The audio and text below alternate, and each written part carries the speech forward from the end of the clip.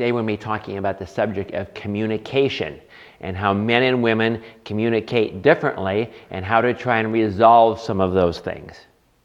Some of the things I will be covering today you may have gotten in some of our other classes. We're just going to cover them again to give you more information on them. Somebody made this statement: marriage is the most risky endeavor taken on by the majority of our population. See, if you think about it, how many of you would fly an airplane if half of them crashed? How many of you would drive a car if half of them had accidents? And so this is a very critical area. Now, how important is communication? Well, there was a study done of 750 couples, and they asked what the main complaints were of the men and the women. And here is the list. Guess what the first one is? Lack of communication. Then it's constant arguments, unfulfilled emotional needs, financial disagreements, in-law troubles, infidelity, conflicts with children, domineering spouse, suspicious spouse, and physical attack. When we're thinking about why do marriages fail, let me give you sort of a very simple model. In later lectures, we're going to be talking a lot more about this and give you a very specific model on this. But generally, what happens? When you have a couple and they're dating and so on, how do they feel? Everything is great. We're never going to have any problems. That's just other people, that everything is just fantastic. I mean, this guy's the greatest guy on the face of the earth, the greatest gal on the face of the earth. We'd never have any problems. In fact, we communicate so well. That's so wonderful about this whole relationship, isn't it? Of course, what do we know? The guys are out there to get their deer, right? And the guys they're totally focused on this. And so what happens as soon as they get married? The guy focuses on something else, right? And not only that, the two people in the marriage are looking through their eyeglasses. They don't understand the gender differences. They don't understand the person's background. So they're looking at a woman like she's a man, or looking at a man like she's a woman. Remember the different rules we talked about last time? How well is that going to do, and how well are your interpretations going to do? Another thing I said last time is about 50% of all the offenses in your marriage were not intended by your mate. The other 50% may be mostly selfishness and stuff like that. But what happens? Offenses happen.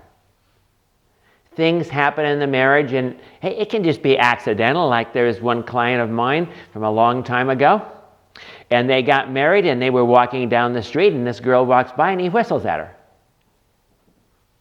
What do you think his wife thinks? Think that went across very well?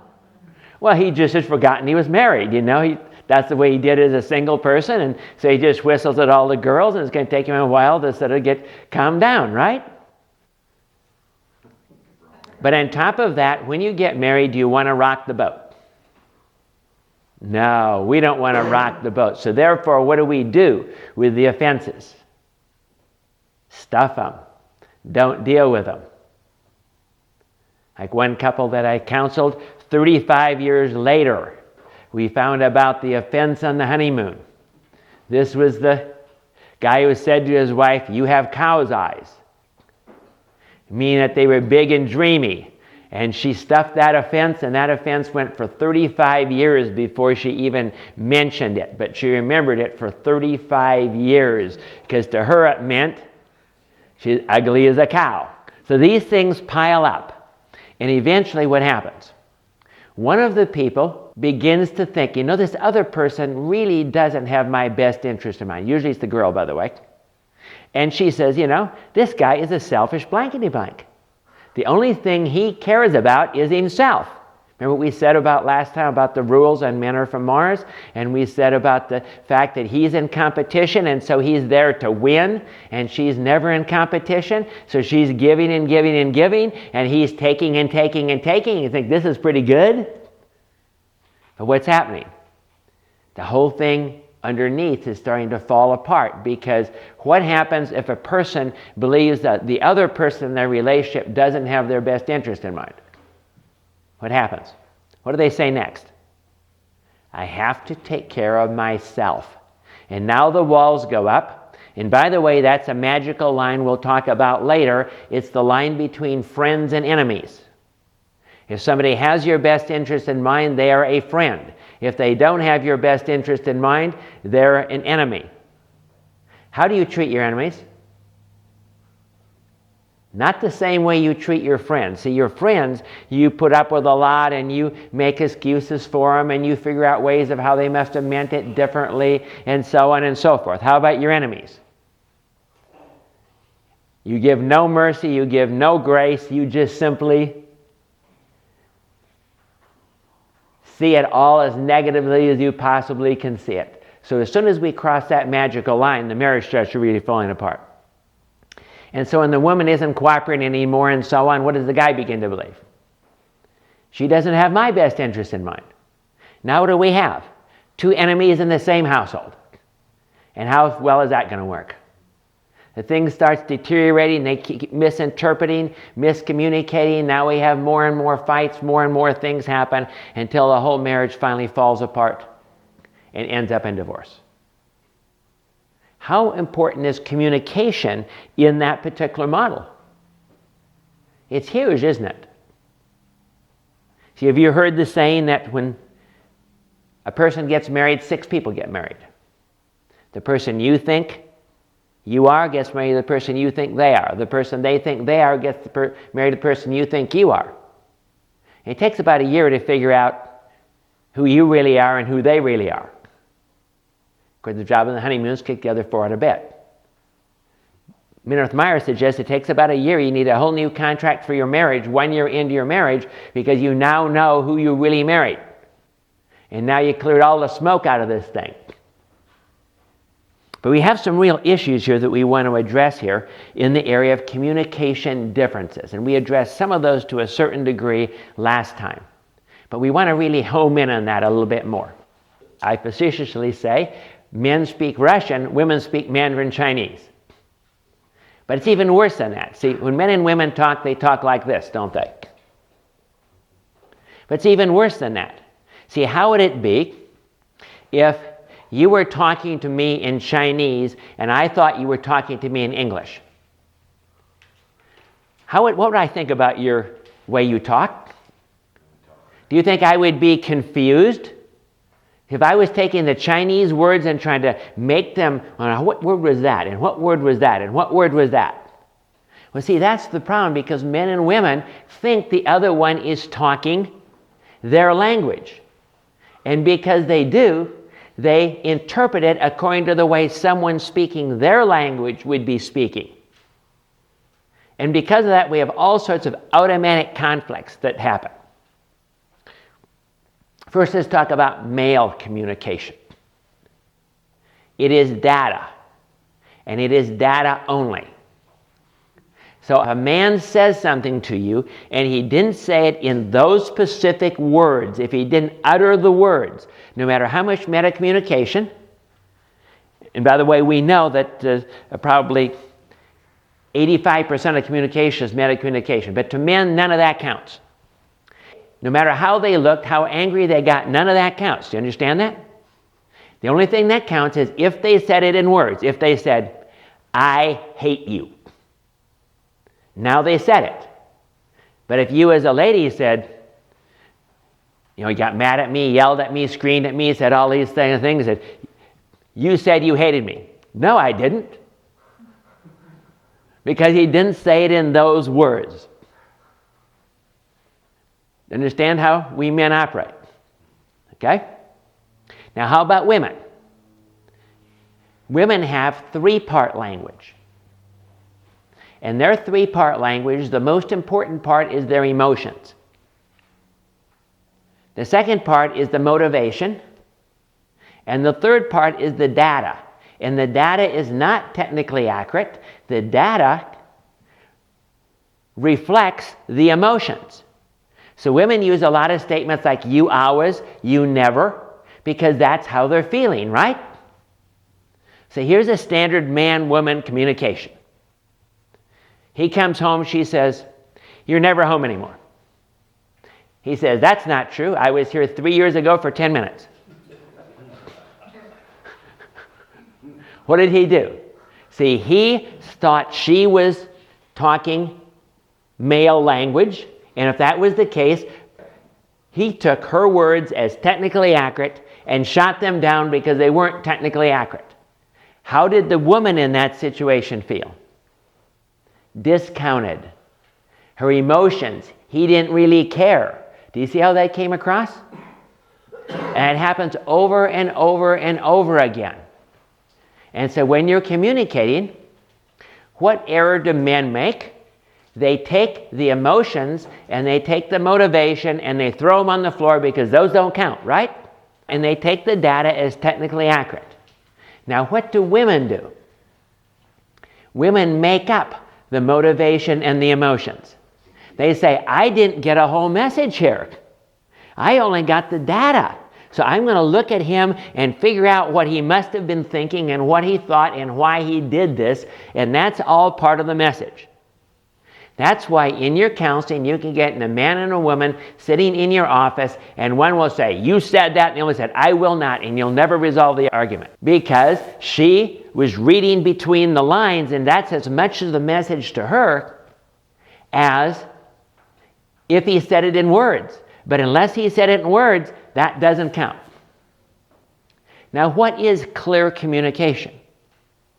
Clear and correct communication is when whatever I meant to send you, no matter how much it came out, you received. Do you see that? And so the two of us are involved. How I express it is one problem. The other problem is how you receive it. So if I want to be clear, what am I going to have to do? Think about the person I'm sending the message to and make that message fit their system, speak their language, and then they will understand it. So it's going to take some real work here. Do you understand how this whole thing sort of works? Another problem between men and women is they process communication totally differently. When a man has a problem, what does he do? He goes to his cave. He withdraws. By the way, how are the women going to take that? As abandonment, they don't care, they don't want to talk about it, right? He withdraws to his cave. And he thinks about it till he gets a one-liner. He condenses it all down to one line, and that's the whole subject. How about women? What do? They have to talk about it. They talk and they talk and they talk. They have to do a core dump of everything in their brain and get it all out and talk to somebody about it. And as they talk, they figure out what the real issues are. But if they can't talk about it, they can't go to their cave and figure it all out. Why is it that men communicate? To get something done. Why is it that women communicate? To connect. To talk things out so they understand things, but primarily to connect. So women use disorganized talking. What does that mean? When they're trying to connect, when they're not trying to get something done, they're just trying to connect, they will go from this topic to that topic to that topic to that topic to that topic to that topic. One time I was at home, just in the other room, my wife was talking to one of her friends on the phone, and she was just talking, and I was in the other room cracking up. I was about rolling on the floor. I was saying, no man would ever talk like that. Because I could only hear one end of the conversation. You understand that? But I'm hearing stuff like the conversation started something probably about a prayer meeting, and then maybe they were talking about kids, and then maybe because the one kid was wearing blue, now they're talking about blue cars. Now they're talking about the car they had 50 years ago, and now their bicycle, and now maybe they're talking about whether God will give them a bicycle. But see, to a woman, that all makes sense, because she isn't trying to get anything done, guys. She is trying to connect. So now, if we have a gal talking to a guy, what is going to happen? I don't say, stay on topic. What in the world are you trying to get done here? And for that matter, I don't have time to sit around here and just jabber about this and that and everything else that's going on. Let's get something done. And see, that isn't accomplishing anything, right, guys? Right. So why would you want to talk? How do women take it if guys don't talk or won't talk to them? What does that mean? They don't love you. I've had a number of clients that, this is a trap. What would happen is, the girl would be talking, and the guy would maybe say something and she would get offended, or many times she's talking and she's critical. By the way, ladies, if you want your man to talk, do you think you better be critical? Because when he talks and you're critical, or you misinterpret it, or you over-interpret it, or whatever, he is going to talk less. And then less, and then less, and then less. I'll give you an extreme case. Had a lady who was extremely jealous. And so she got to the place that she was obsessing to the point that everything had to do with whether he was having an affair with this person, or that person, or that person, or that person, and that person. But she had one goal. She simply wanted him to tell her everything. See, when he would go to work at one of the aircraft plants here, since she had worked at that aircraft plant, she knew everybody was having affairs and all these other kind of problems going on, so therefore he must be. So he's supposed to tell her everything about the relationships that are going on in his office. Guess what he said? I don't know anything about relationships going up in the office. I'm there doing my CAD. You know?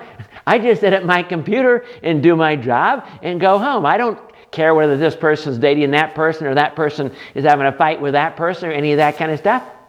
Because what? Women would be interested and know all that relationship stuff, wouldn't they? He doesn't care about that stuff. But to her, that was what? Hiding it, right? And she gathered all this evidence against him. I mean, one time when she was accusing him, he got so mad he stood up in the chair and hit his head in the ceiling fan. Do you see how this whole thing can snowball and get worse and worse? But what do you think was happening in their relationship? Do you think he was talking more and more to her to give her more information so that she could use it against him? Or do you think he was talking less and less and less? And how do you think she interpreted that? It meant he was guilty. It meant that he didn't love her. It meant that he didn't care. And of course, the more she felt disconnected, the more she knew. Now, how did she know this? Did he say it? Absolutely not. And of course, you understand if he gave her any explanation, did that make any difference? No. So he basically said, no matter what I tell her, I'm guilty, so why should I talk to her? But what did that mean to her as a woman? He doesn't care, and the relationship is really in trouble, isn't it? Do you see how this man-woman communication thing can just get messed up more and more as we go along on things? So what are some wrong reactions that we have to avoid? Men, you're going to have to realize women need you to talk. Don't resist talking, right? Dr. Gray has another book out called Mars and Venus Together Forever. And this is what he basically says. In the generation before this generation, guys could get away with just going out there and doing their job and providing for their family, and that's all that was expected. But today, what have we done, especially since women have gone into the marketplace? We've told them they can't do their disorganized talking in the marketplace. They need to act like men.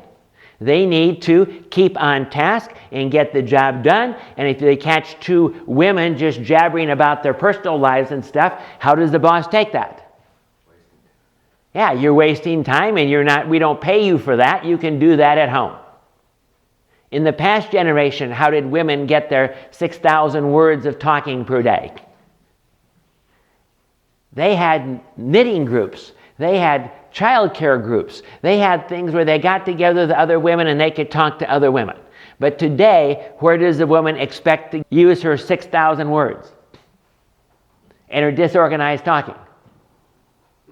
When she comes home. And what does the guy say? I've been talking all day. I don't want to talk. Let's watch TV. And how does she take it? Yeah. It's a little bit funny because a while back, my wife and I were both reading some books on some of this stuff. And I was working in my office and I was on my computer doing something, and my wife walks in and she takes a chair, sits it down right next to me and starts telling me about her day. She gets about 4 lines out and she says, "Oh, I see you're in your cave. Sorry I knocked your door down. Talk to you later." Because what does she know? Being a man, what do I want to do? Get the thing done, and is that the time I'm going to want to talk to her? Well, she recognized it, so you see what she did? She accommodated me. So that's good, isn't it?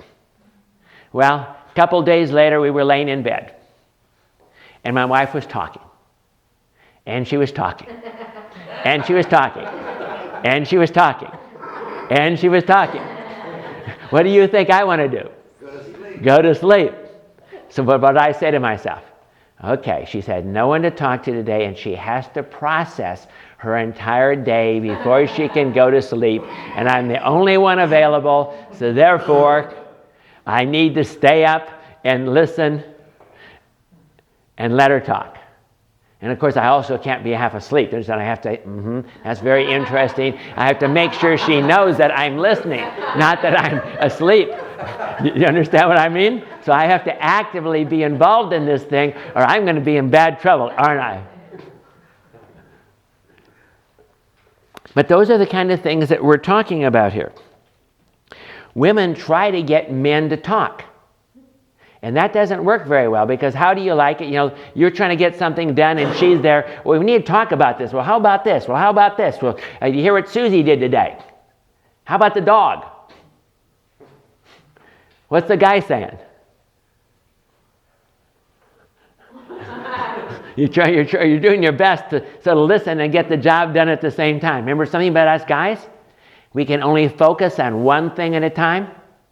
Where women can focus on many things at a time. So my wife drives me crazy because if she's doing stuff like grading papers from school and stuff, guess what? She wants the TV on. Doesn't work for me. I can't concentrate on something. You know, if we're trying to do the income tax or something, she does it with the TV on.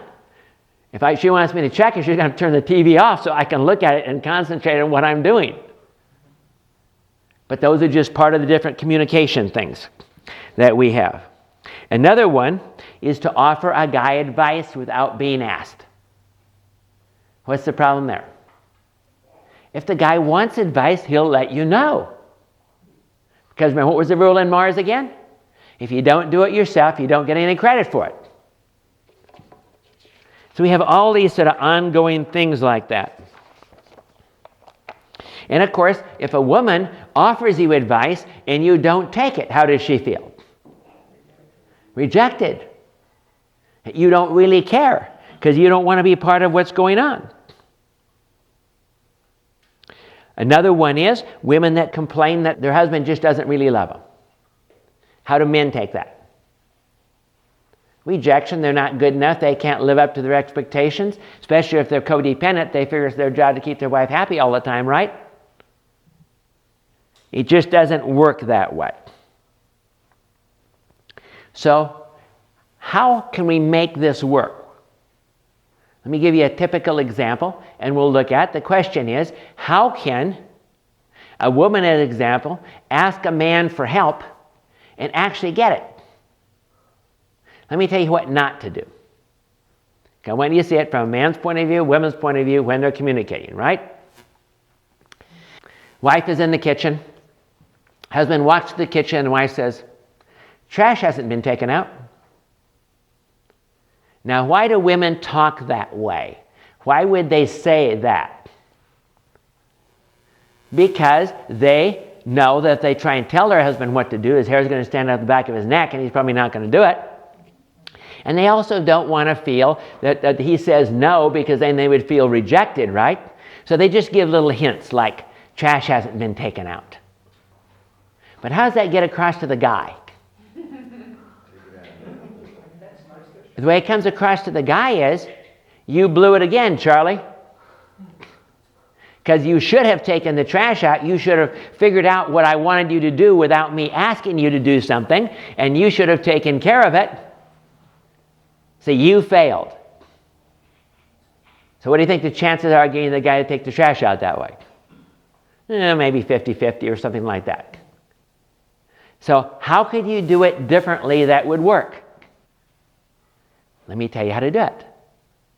When the guy happens to come through, you say, honey, would you do me a big favor? I would really appreciate it so much if you would take the trash out, but I understand if you don't have time right now. What have you done? You've been concrete, you asked, you showed your appreciation, and you allowed him to say no without being the bad guy or feeling rejected. And then after he takes the trash out, what do you say? Oh, honey, thank you so much. You're the most wonderful guy on the face of the earth. That was great and wonderful beyond understanding. Not exactly that bad, ladies, but you might fall on the floor and faint, you know what I mean?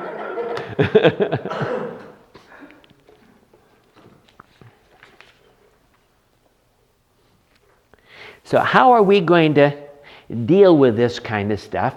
What tools can we give you to help you in this particular area? I'm going to give you 2 tools. They come out of 2 different books. The first one comes out of Men Are from Mars, Women Are from Venus. And it's called The Love Letter. And they have a format there. I actually use it with my own family.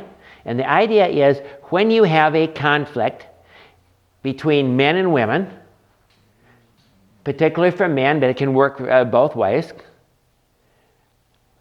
and you talk about it, what tends to happen? Tend to sort of get illogical. And what do women need? You're going to communicate with a woman, and what does she need? Emotions, right? So this is what this love letter looks like. You start every sentence with one of these words. What I'm angry about, what I'm sad about, what I fear, what I regret, what I love, and then at the end of the letter you say, this is how I would like you to respond. So this is a letter would go something like this. Dear mate, I am angry that you blew up and cussed me out and ran out the door and abandoned me yesterday. I am sad that our marriage has come to this particular point. I fear that it might deteriorate further and we might end up getting divorced. I regret my part in all the things that I did and the way I reacted to you. I want to let you know that I love you and you're absolutely wonderful and I don't want this marriage to end in divorce. The way I would like you to respond is to write me a love letter back and tell me how much you love me and how much you're committed to this marriage. Do you see the idea? And of course, depending on whatever the situation is, whatever goes on, what does it do? It clears all the air, but you're dealing with it on an emotional level. Instead of just trying to logically, notice I didn't fix anything in that. I'm just talking about what it is like, and it's a good way to process things. Now the second method, if you took our course on effective counseling and coaching skills, you actually got a chance to do some of it. It is called the speaker-listener technique. And it comes out of the University of Denver, and it's a particular book, and it's called Fighting for Your Marriage. And in this study, they took 150 couples over 13 years. And they videotaped them. And at the end of that time, by watching the first videotape, they had an 82 to 93%. They could predict which of those couples were divorced and which of those couples were not divorced. So how important is communication? See how important it is? Just how you communicate. Now the question is, what are the errors that are critical? We've talked about a lot of errors here and a lot of things, and those are nice if you talk that way and so on and so forth, right? But what are the critical errors that will really end you up in divorce court? And they came up with 4 critical errors that we have to really deal with here.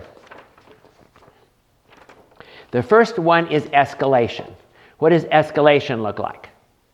It looks like somebody says something and they get a bit mad, so they say something, the other person gets mad because of what they said, so they say something worse, and the other person says something, the other person says something, and pretty soon the little thing, somebody left their socks out, we're now going to get divorced over.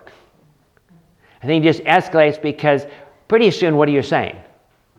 You're basically just trying to hurt the other person because you felt hurt. There was another study that was done. Some people say this, well, when somebody gets mad, that's what they really mean, right? No, not at all. The study showed clearly that people, when they get mad, say things to hurt the other person that they don't really mean at all. But of course, how long are people going to remember that? Could be for a very long, long time, and you're really tearing your marriage down. So that's something we definitely don't want, right? The next one is invalidation. That means somebody's talking. Of course, usually us guys are very good at this. And we discount the other person's emotions or the other person's thoughts. And especially if you get to the level of sarcasm. Oh, that was wonderful. So the other person feels you don't really care. You really aren't listening. You have your mind made up. It's my way or the highway. Too bad. And I really don't care about you. How does that come across particularly to a woman? You're not important. Then we have withdrawal and avoidance. And what they found is that mostly it was the guys that withdrew. So what they did is they went and videotaped little kids. And little girls, when they have a problem playing, talk. Little boys, when they have a problem playing, make rules. If they can't agree upon the rules, they take their ball and go home. Right? Well, same thing in the marriage. Now think about this guy. He's totally logical. Remember, he's only using half his brain, ladies. Okay? But of course, women can't divide their emotions from the logical side of their brain because they have more narrow connections between the left and the right brain. What happens? The guy's trying to logically handle this, and now the woman is really emotional, and he knows this is a meltdown, and what does he believe? Is he going to be able to resolve this? More than that, are there rules? Does he have a chance of winning? As soon as she's emotional, does he have a chance of winning? No. Does he have a chance of setting rules? No. So he takes his ball and goes home. Because he can't win. So that's why guys exit, shut up, clam up, get out of there when they feel that their lady is melting down. Just get out of there before something's thrown at you, right? And the last one's excessively negative interpretations. That's implied negative emotion. Where the Bible says put the best construction on everything, this is the opposite of that. Now this is usually when you're below that best interest line. Because what? You see them as the enemy. See, when we in the Soviet Union were in the Cold War, if the Soviet Union had said, we've decided unilaterally we'll destroy all of our nuclear weapons, what would have we said? No deal. It must mean they have some new super weapon or something, or they wouldn't do this because there has to be some reason they're going to get us because they're out to get us, right? So no matter what you do, if the person perceives that you're out to get them, they're not going to agree with you and they're not going to work anything out. So how do you resolve things? And that's what they came up with the speaker-listener technique for. And speaker-listener works like this. You take something and you call it the controller. Here's a controller. We suggest you use the controller to your largest TV in your house. That's the controller. And whoever has the controller is the one who is allowed to initiate conversation. The other one is not allowed to initiate any conversation, make any reactions, do anything. The person with the controller is supposed to use I statements and we statements, not you statements. And they are supposed to use very short sentences, no more than 3 sentences in a paragraph. And they say, this is how I feel, this is what's going on with me, or this is what I want. And as soon as they get those few sentences out, the other person paraphrases back. And the person who paraphrases back isn't allowed to comment, wince, roll their eyes back in their head, or any of those kind of reactions. They're only allowed to paraphrase back. And the idea is what? Do you see, this is a line check in communication. The first one is saying it, now the second one is telling what they received. If that is different, then they correct it. And the person will say, the person paraphrase, and I usually have them say something like, what I think you said was. And the other person says, well, yes, that's what I meant. Or the other person says, no, that's not what I meant, this is what I meant. And you continue until the person that has the controller wants a response. He gets no response or she gets no response unless you give the other person the controller and you ask a question. Well, what do you think about that? Or do you agree with me? And then you give them the controller, and then they initiate conversation and the other person paraphrases back. He said, some of you have already done that, so you know exactly what I'm talking about. And we've already taught you how to do that. But how does that stop all of these problems? Well, the first thing is, can you escalate when you're not allowed to talk? And usually in escalation, how is it? You cut the other person off and they cut you off and you raise your voice and they raise your voice. See, this thing calms the whole thing down, doesn't it? How about discounting? If how you look at it, you say something negative that tends to discount emotions, the person goes, I didn't mean that. That wasn't what I meant. You didn't get my emotions. You didn't get my understanding. So guys, when you're doing this and you're paraphrasing, what do you have to do? Remember, she's not a guy. You're going to have to paraphrase back the emotions and the motivation. And if you're a gal and you're now doing the paraphrasing, what are you going to have to do? Remember, only the data counts. Don't add in the motivation. Don't add in the emotions. Or if you do, then you can straighten it all out. The person say, no, I didn't mean that. That wasn't why I said that. Do you see what I'm saying? And so by going back and forth, now we don't recommend you use this for all of your conversation because guess what? This can be pretty tedious. But actually, you as a counselor, this is what you're doing. You understand? You've got two people sitting there, and the one says something, the other says something, they take it wrong and say, no, I don't think you understood. Now say it again, what you said. Now do you understand what he's saying? You see what I'm saying? You as a counselor are sort of working to control things in your session. But this is a way they can work at that at home. And they can deal with those issues. So do you see how that goes? Now another thing we need to talk about here is how are we going to solve problems? What are the issues of solving problems? Because this is all part of communication, isn't it? In a marriage, do we have any problems? See, what's the first thing you're going to have to realize? All marriages have problems, or the fact you think you don't have problems is a problem, because it means everyone's so afraid to rock the boat that no one will talk about anything, and you probably have a lot bigger problem than you think you have if you've never had any discussions or any disagreements of anything.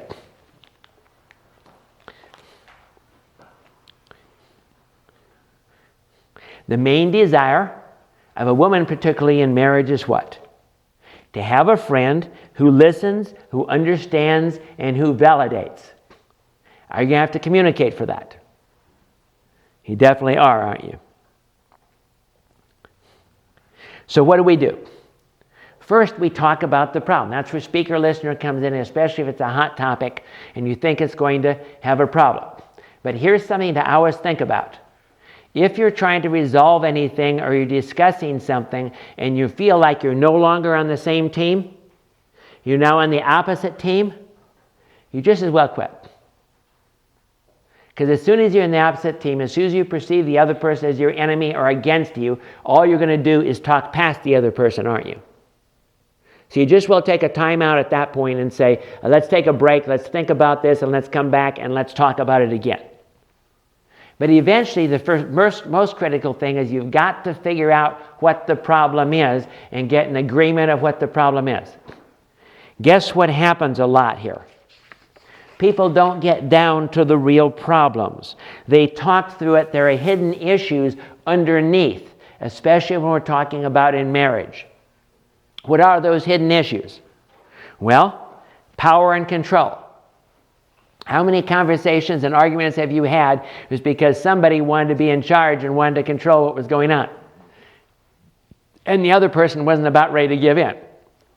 Or needing and caring. I don't feel that you care for me. But see, these are the issues underneath the more trivial issues that you think you're resolving, and you have to get down to that level. Recognition. Am I really important to you? Do you really care about my thoughts? Even if I know nothing about the subject, do you care about my input? Commitment. How committed are you to this marriage? These are all underlying issues in a relationship that maybe are the main issue. Integrity. Well, can I trust you? Acceptance. Do you really accept me? Do you really want to be part of this marriage or not? And those underlie a lot of the other things. If you see wheels spinning, mean you're getting no place, trivial triggers, avoidance or scorekeeping, that is really telling you there's something wrong. It's one of these underlying issues. Because if it never works, if you just keep doing this stuff, you think you get it resolved and it doesn't work, then look deeper. Peel the onion a layer deeper and deeper and deeper until you find out what's really going on in the relationship. And this is especially important if you're a marriage counselor. Because how many times are they going to come in with a lot of superficial issues and stuff like that, and there's really something pretty major down here. Like, how do we make decisions in this marriage? Do you respect me? Am I important to you? Do you love me? Those are the more underlying type of things. So once you have the problem defined, then what are you going to have to do? Brainstorm solutions. And the idea is there not to just, brainstorming means you just come up with ideas of how we can resolve this or not. Doesn't mean you're actually going to do those, but you're at least going to look at those. Then you evaluate those solutions, determine what you're going to try. But just because you're going to try something doesn't mean that's the only solution. You try it. If it doesn't work, guess what? We go back to the drawing board again, right? And you're going to have to teach people in your counseling to do this and help them resolve it. Now, what we call an enactment is, after we teach these things, and they come in, we say, well, what kind of conflicts did you have this week? And then we take the actual conflicts they had and go through the different methods and demonstrate how to do it. And of course, another thing here we use, of course, is boundaries in relationships, to help people get adequate boundaries to sort things out and try and work those things through. So last thing we're going to talk about here today is rules for conflict. Do we need those? If we don't have rules for conflict, what are the men going to do? Run. They're all going to hide, right? So here are some of the rules that I give people. The first one is, anytime you end up in conflict, you end up on opposite sides, take a break, whether it's a cooling off period, a strife break, a timeout, whatever you want to call it, and think about it, and then come back and work on it. If I have people in counseling, I'll say, make it 2 tries. If you still can't resolve it, bring it to counseling. We'll resolve it in counseling. We'll teach you how to do it in counseling. What would be another rule that we would want to have about conflict? Anyone raises their voice, take an automatic strife break. We're not going to gain anything. But more than that, if it's hot, if the topic is getting warm, what are we going to do? Use speaker listener. They both jump for the controller and have a big fight and wrestling match trying to get the controller in their hand, right? Now, if you're smart, before you come to the conflict, you've already got the controller stuck in your pocket, right? Because that way you can just pull it out. Speaker listener. Yeah. I'm kidding, of course. But you see the thing that goes on. But the idea is then, if you can't resolve stuff, you're going to have to figure out other ways. What you don't want to do is let this thing escalate to the point that's my way or the highway. What's it better to say? It seems like we can't get this resolved. Let's think about it and talk about it tomorrow. Because what do we need everything to go to? Win-win solutions. No win-loses. What do a lot of people do? A lot of men pull win-loses on women, and a lot of women will allow that to happen because they don't want to have a big fight. And a lot of marriages, we have a problem because people hate conflict. So they avoid the conflict, and what are they doing? Throwing the dead cats under the carpet. Pretty soon the whole place smells, right? Pretty soon you have to give everybody a nose clip when they come over to your place. If you don't stomp them down very good, you know the carpet gets sort of ruffled, you know what I mean? And then somebody walks in there and they step on the carpet, and pretty soon a cat head pops out over here and a paw over there and and the carpet's really just totally, I know this is gross, but people remember it. I use it in counseling all the time because people get the idea you can't bury your problems, you can't bury your miscommunications, because if you do, they're going to bite you. Remember what I said about marriage dissolution?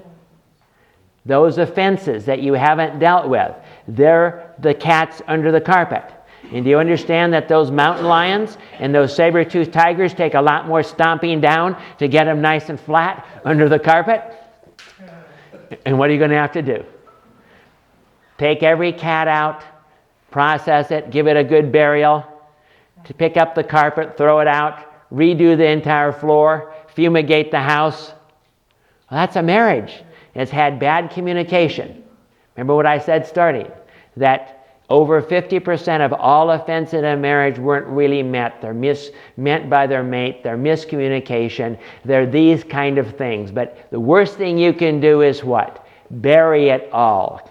And pretty soon the whole place just gets so bad you don't want to deal with it at all. Let's pray. Lord, we thank you that you made us different. And you made us different for a purpose, that we can work together as a team and we can bring all of these different talents into the marriage and use them in the decision making for the betterment of everybody involved. And we ask, Lord, you would give us wisdom to live according to knowledge. You'd help us, Lord, to grow in you and learn how to communicate and learn how to do things in an effective way, that we can be a team that would be effective for you. In Jesus' name, amen.